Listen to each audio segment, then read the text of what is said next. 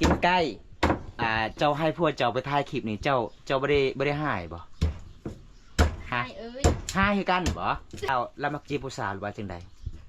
จานเก่าติดถูกชูชาเลย โอ้แสดงว่าเจ้านี่เป็นห่วงผัวหลายเนาะปกติกะเบาแก้วไล่ก็เคยมาเฮือนเบาบนตาเด้อทุกคนเลยไปทางใดมีแต่จีบผู้สาวน้อยทุกคนเลยทำคลิปนี่บริซอยเจ้าเลยบ่เวียกบ่บริซอยเลยมีแต่เล่นผู้สาวโอ้เวลาได้เงินได้คำเด้เราก็ให้บ่ให้คือกันเบาแก้วไปใส่มื้อนี้คือบ่เห็นอยู่เฮือนเบาแก้วไปใส่อยู่เฮือนบ่โอ้บ่แม่นไปเล่นผู้สาวตลอดบ่นี่สบายดีสายบ่าฮักลูกเมียนี่ฮักลูกบ่แม่นดอกอันนี้นะป้า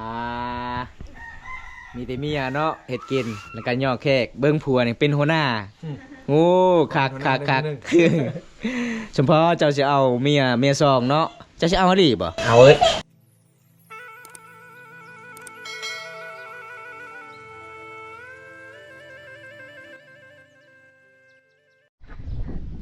เอากราบสบายดีทุกคนสบายดีบรรยากาศยามตอนแรงๆทุกคนเลยความตาการมาเดินทางมาเยี่ยมมายามเขาหมู่บ้านประตูอาตานก็คือทีมงานบอมตาเอง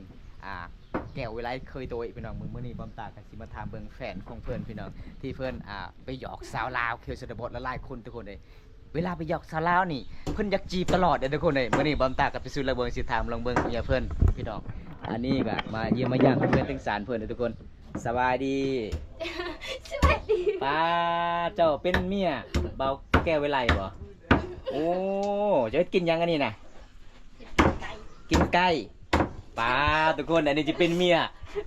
แก้วเวลาเคยตัวเอ้ยเด้อพี่น้องบางคนบ่รู้จักว่าผู้สาวเด้อทุกคนกับแม่เลยทุกคนผู้สาวงามได้ขนาดเพื่อนมีลูก2เด้อพี่น้องเอ้ยบ่เวลาเจ้าให้พวกเจ้าไปถ่ายคลิปนี่เจ้าบ่ได้หายบ่หายคือกันบ่โอ้เพราะว่าเจ้าให้ว่าจังใดเล่ามักจีบผู้สาวหรือว่าจังใดจานเก่าติดถูกชูชาเลยโอ้แสดงว่าเจ้านี่เป็นห่วงผัวหลายเนาะเอาพี่น้อง มื้อนี้กะมาเยี่ยมมายามเพิ่นตึงเงินตึงสารได้เพราะว่าปกติกะเบาแก้วไล่ก็เคยมาเฮือนเบาบนตาเด้อทุกคนเลยไปทางใดมีแต่จีบผู้สาวน้อยทุกคนเลยมีอายุเฮือนอยู่ศาลกะลืมกันเลยเบาบนตาก็เลยถามว่าเวลาเจ้าไปถ่ายคลิปนี่เป็นยังเจ้าคือบ่กลับเฮือนกลับศาลแต่เบาแก้วไล่บอกว่าเจ้าบ่ให้มาบ้านแม่นบ่ เอาทุกคนเมียเพิ่นกันน่าซึ้งเคินนิดนึงได้เพิ่นว่าเป็นห่วงผัวเพราะว่ายันผัวติดสาวน้อยเด้อทุกคนเด้เพราะว่าเพิ่นก็เลี้ยงลูกคนเดียวหลังจากที่ผัวน้องนี่ไปเฮ็ดทำคลิปนี่บ่ได้ซอยเจ้าเลยบ่เวียกบ่ได้ซอยเลยมีแต่เล่นผู้สาวโอ้เวลาได้เงินได้คำเด้เราก็ให้บ่ให้คือกันอ๋อแสดงว่าเราทางเงินโลดอยู่เฮือนน่ะให้ผัวไปหาเงินโลดหาเฮ็ดยังเอามามื้อนี้บ่ได้พอเพิ่นเลยทุกคนมื้อนี้บอมตากะเอาในญาติก่อนเด้อบ่าวแก้วอะไรเคยตัวไว้มื้อนี้เอาในญาติถ่ายแฟนเจ้าก่อนเด้อ ปกติก็มาเยี่ยมมายามก็ได้พ่อกับเจ้า2คนเด้มามื้อนี้ก็ได้พ่อติเมียเพิ่นทุกคนเด้บ่าวแก้วไปใส่มื้อนี้คือบ่เห็นอยู่เฮือนบ่าวแก้วไปใส่อยู่เฮือนบ่โอ้บ่แม่นไปเล่นผู้สาวตลอดบ่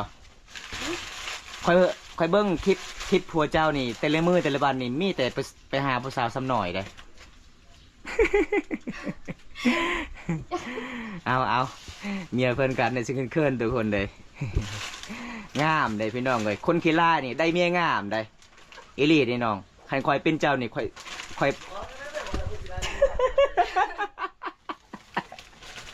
เห็นบ่ทุกคนคันว่าคนขี้ล่าเที่ยงโลด คันคอยเนี่ยค่อยปะแต่โดนแล้วผัวแบบนี้เวียกบ่ได้เฮ็ดผัวก็บ่ฮักลูกก็บ่ฮักบ่แพงมีแต่ไปกับไปโอ้ยผู้สาวทางใดไปจีบทางนั้นบ่ได้ผัวแบบนี้ทุกคนเลย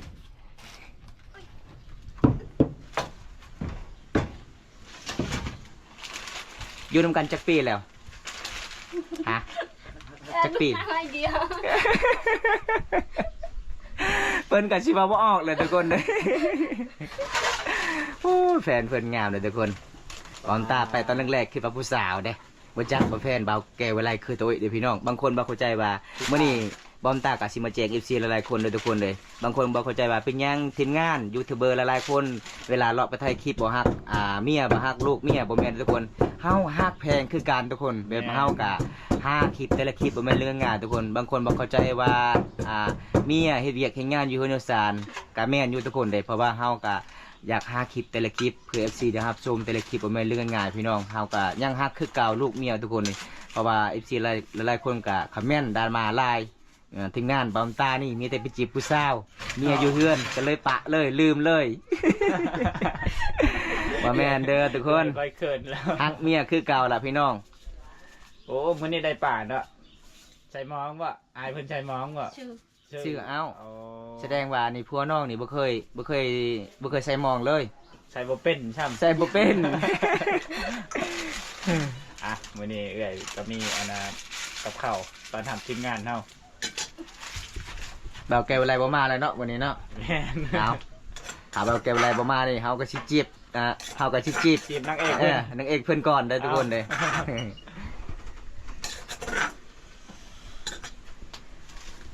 อันนี้มันเฮือนเฮ็ดกินโอ้ยพี่น้องเลย เป็นครัวยูทูบเบอร์ เฮือนครัวยูทูบเบอร์เห็นบ่บ่ได้อยู่เฮือนอยู่ศาลมีติปะเมียอยู่เฮือนอยู่ศาลเห็นบ่ แม่น ต้องแบบนี้เด้อทุกคนเฮ็ดโลดถ้าบ่ได้เป็นยูทูบเบอร์นี่บางคนก็เว้าว่ายูทูบเบอร์ชนบทลาวบ้านเฮานี่มีแต่ไปกินข้าวเคสบดอยู่กันประชาชนก็แม่นอยู่ทุกคนแต่เฮาบ่กินก็บ่ได้มันเป็นตามประเพณีที่12ของ14ชุมพรมังกรเด้อทุกคนเด้ คันได้ขึ้นในเฮือนแล้วบ่กินบ่ได้ แม่น เลย ก็คือเฮามาเยี่ยมมายามบ่าวแก่เวลาคือตัวเอ้ยก็คือแฟนของเพิ่นก็เฮ็ดกินบ่ตอนหับเป็นอย่างดีมีป่าไปพร้อมทุกคนมันเป็นตามประเพณีชุมเผ่าตัวเอ้ยชุมเผ่ามังกรก็คือหักเพลงกันมาเยี่ยมมายามถึงกันถึงซ่าน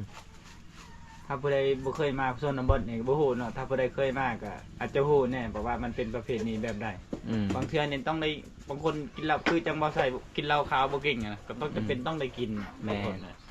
เพราะว่ามันเป็นประเพณีของเขาเฮาก็คันว่าเฮาบ่กินบ่หยังมันก็เป็นแบบว่าน่าเกลียด แสดงว่าเบาแก่เวลานี่คิดตัวเลขขันมาบ้านคอยแล้วว่าโอ้ยอยู่เฮือนคอยมีแต่คอยได้บ่าวตาเอ้ยเฮ็ดกินได้ แต่คอยมามื้อนี้เห็นที่แฟนลาวเฮ็ดกินเบิ่งนี่ทุกคน แม่น อยู่ใส่เนาะเบาแก่เวลาใส่ว่ามาเฮือนบ่าวตาเว้าคือเลยเนาะ แม่น อีหยังก็คอยได้บ่าวตาเอ้ยเพิ่นว่าบัดมาแล้วตัวจริงแล้วมีแต่เมียเฮ็ดกินโอ้ยบ่ได้บ่ได้บ่ได้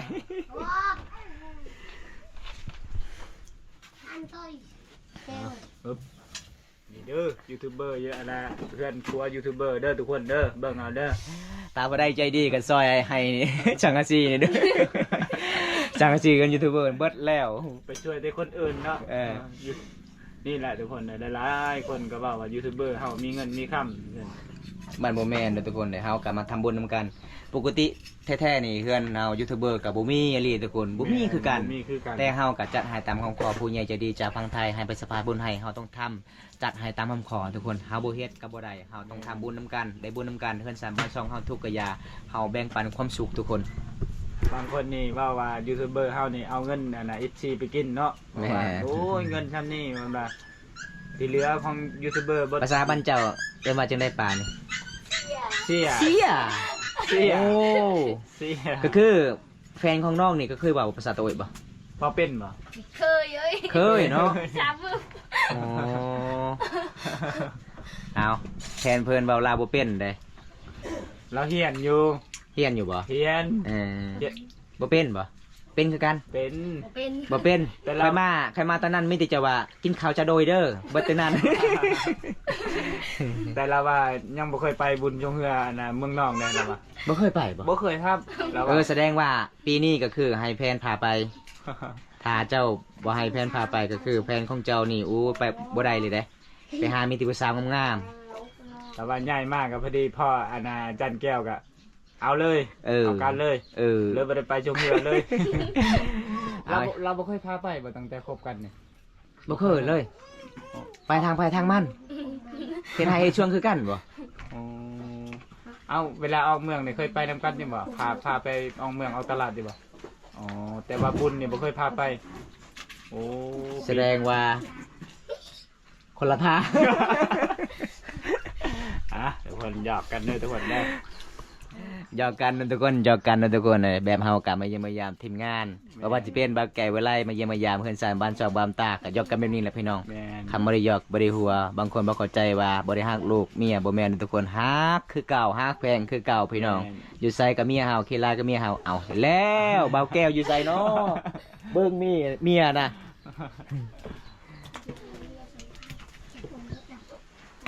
เก่งเนาะจะเฮ็ดกินเนาะ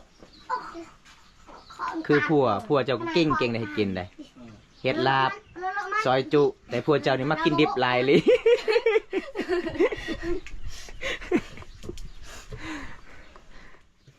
เจ้าสิปิ้งบ่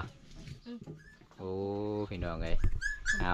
อันนี้สาวเผาตัวเบาแก้วอะไรจะเป็นสาวบ่าวบ่แม่นสาวบ่าวผู้ไทยพี่น้องทางเมืองอาสะพรแต่มาเอาเพียทางมือ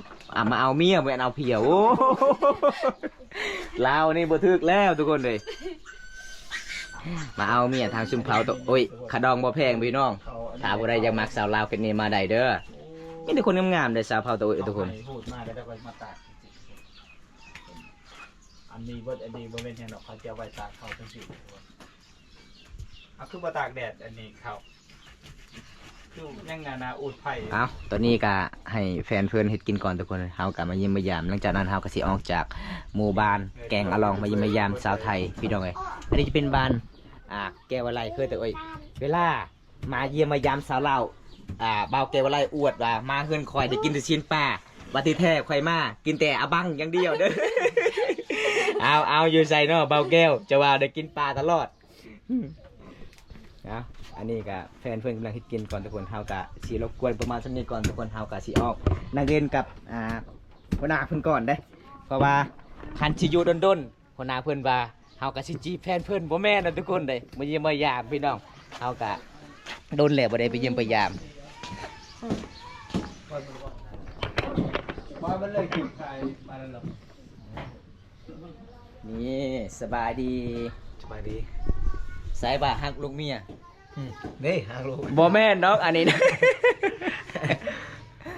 เอาทุกคนหยอกกันเลยพี่น้องเอ้ยเดี๋ยวเฮามาเยี่ยมมายามเขตชนบทบ้านเฮาต้องแบบนี้พี่น้องคำบ่หยอกกับบ่ได้เมื่อวันก็คือเฮามาเยี่ยมมายามเพื่อนสารบ้านซองชนบทบรูบ้านเฮาเวลาเฮามาหลายๆคนแฟนหรือว่าเมียก็คือเฮ็ดกินตอนรับเป็นอย่างดีเด้อพี่น้องอันนี้ก็คือทีมงานเฮาคือเก่าถ้าผู้ใด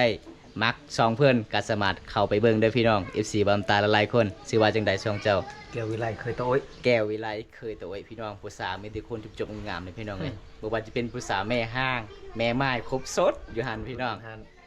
เอาการสมัครเข้าก็ไปเบิ้งเลยพี่น้องเลยบ่มาปลามีแต่เมียเนาะเห็ดกินแล้วก็ย่อแขกเบิ้งผัวนี่เป็นหัวหน้าโอ้คักเฉพาะเจ้าจะเอาเมียซองเนาะเจ้าจะเอาหรือบ่ เอาเอ้ย โอ้ชมพอเด้อทุกคนเลยเพิ่นสิเอาเมียซองเลยผัวหักบ่แม่นผัวหักเมียแพกนี่พี่น้อง เบิ่งนี่ขนาดกินมะกล้วยนี่เมียก็ยังย่อให้กินเห็นบ่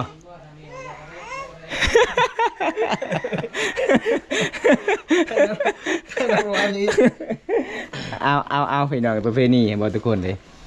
แฟนอาจารย์เพื่อนก็ใจดีเลยพี่น้องเวลามาเยี่ยมมายามทั้งกันทั้งสร้างก็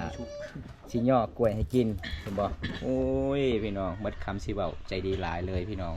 เอาทุกคนหลังจากบ้านตากลับมาเยี่ยมมายามทีมงานมื้อนี้ก็มาหยอกแฟนเพื่อนทุกคนเลยแล้วก็บ้านตาก็สิมาเลาะหมู่บ้านเลยอันนี้ก็คือหมู่บ้านปะตุยอาตานหมู่บ้านนี้เป็น2หมู่บ้านพี่น้องอยู่ภาคนี้ก็จะเป็นหมู่บ้านอาตานอยู่ทางพูนก็จะเป็นหมู่บ้านปะตุยพี่น้องก็คือกระเจ้ากับมันตั้งเป็นหมู่บ้านปะตุยอาตานเป็น2หมู่บ้านทุกคนเป็นชุมพรตัวของบรูหมู่บ้านนี้ทุกคนบรรยากาศยามแรงๆเบิ่งทุกคนเลยเห็นบ่ส่วนหมู่บ้านนี้ส่วนหลายกระเจ้าก็ตั้งเฮือนติดๆกันหมู่บ้านนี้กว้างที่สุดเลยพี่น้องประมาณเกือบประมาณ100ปลายหลังคาเฮือนทุกคนอันนี้เขาเจ้ากับสิตากเข่าบรรยากาศยามแรงโดยใช่บ่ โดยเนี้ยเพิ่นว่าเขาให้เนี่ยทุกคนเพราะว่ามื้อนี้ก็แดดออกก็เลยเขาเจ้ากับมาตากเข่าหรือว่ามายังเข่าเป็นว่าบ้านเฮาตากไปแล้วประมาณ 4-5 โมงแรงก็คือต่ำเลยทุกคนเพิ่นบอกอีนี่เพิ่นก็สิเก็บคันบ่เก็บก็บ่ได้มันเป็นประเพณีบ้านเฮามันก็ผิดหีพี่น้องเม็ดข้าวตกบ่ได้เฮาต้องเก็บพี่น้องเอ้ยเพราะว่าประเพณีที่12คนชื่อชมเผ่า ตะวิบ้านเฮากะบ่ได้พี่น้องเลยถ้าเฮาบ่เก็บพี่น้องเอามาทางใดก็เห็นก็เจ้าตักเข้าด้วยบ่ได้บ่ด้วยบ่ได้เออเอาซองไอ้น้องสิเอาไว้เข้าแล้วทุกคนเลยหลังจากเพิ่นตากแล้วเห็นบ่เบิ่งพี่น้องเคียวชนบทนี่ขยันหลายเด้เด็กๆในเคียวชนบทพี่น้องเขาเจ้ากะช่วยเวียกอีพ่ออีแม่พี่น้องเอ้ยเห็นบ่อยู่เหินอยู่ซานไอ้พ่อไอ้แม่ก็คือตอนนี้กะออกให้ออกสวนกันเลยเขาเจ้าอยู่เหินอยู่ซานกะมาตากข้าวเวลาไอ้พ่อไอ้แม่มาก็คือตำข้าวเลยพี่น้องตากให้มันแห้งคันบ่ตากกะบ่มีข้าวกินทุกคนอ้าวเยี่ยนเหรอ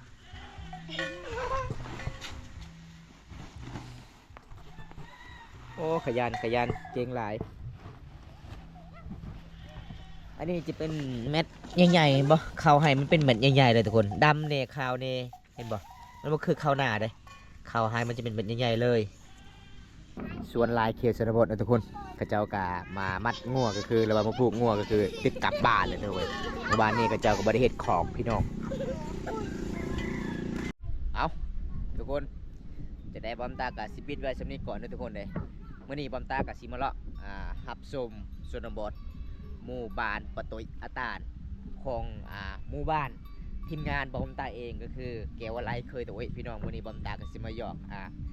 แฟนเกวไลเคยตัวพี่น้องแฟนของเพื่อนจะดีหลายเด้เวลาบอมตากะไปเยี่ยมยามแฟนของเพื่อนกันต้อนรับเป็นอย่างดีพี่น้องเอากล้วยมากินแล้วก็หยอกว่าเขาให้กินพี่น้องมันเป็นตามประเพณีชนเผ่ามังกรพี่น้องคันบ่กินก็บ่ได้พี่น้องเอ้ยมื้อนี้บอมตากะสิกลับบ้านแล้วพี่น้องเลาะหมู่บ้านนี้ก็โอ้ม่วนหลายทุกคนเป็นหมู่บ้านนอกสุดกับตัวเมืองหมู่บ้านนี้